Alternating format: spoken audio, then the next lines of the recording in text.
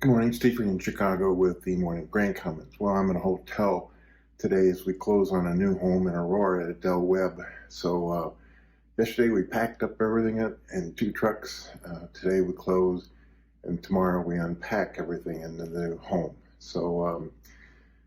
Anyway, grains mixed overnight with beans down 2, corn down 4, wheat anywhere from 5 to 9 cents higher. Stocks continue to trade higher.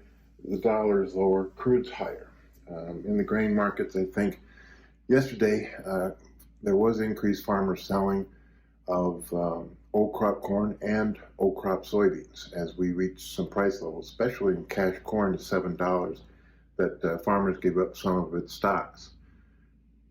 And in the bean market, I think that we're still hearing a little bit about the potential of a Brazil soybean crop at 157 million metric tons, and their March exports were a record 3.3 million tons, which is up 9% year on year.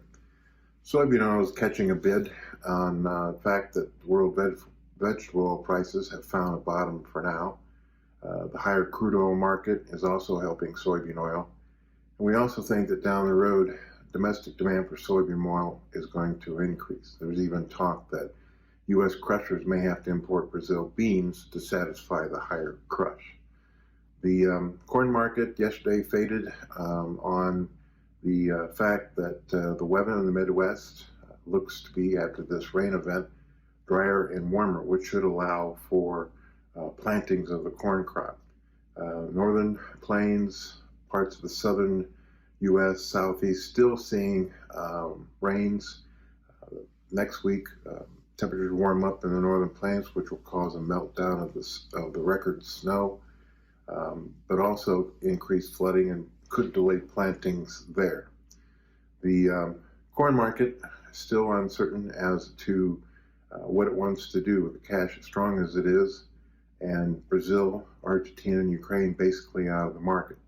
We're also concerned about what kind of Ukraine corn crop will grow, and the outlook for the corridor once it expires again. So corn, we saw good weekly export inspection. We saw another sale to Mexico. Don't know how many more sales there will be to China, but I think once the planting is over, some people think you're going to see the corn market bounce again higher. In wheat, it's a pretty good sell-off yesterday on rumors of a few cargoes of wheat coming into the United States. But the southern plains remains dry, and northern plains is wet and could delay planting there. Same thing in Canada. So we're just kind of watching pretty closely. U.S., Canada, Europe crop will be bigger, but Russian crop wheat might be lower.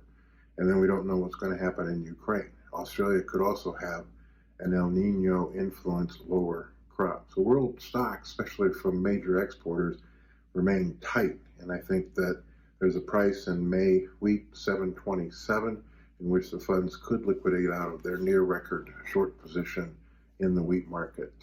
Other than that, we're watching news as far as New York is concerned, anything politically out of the Black Sea, and also just any more news on the bank situation here in the U.S.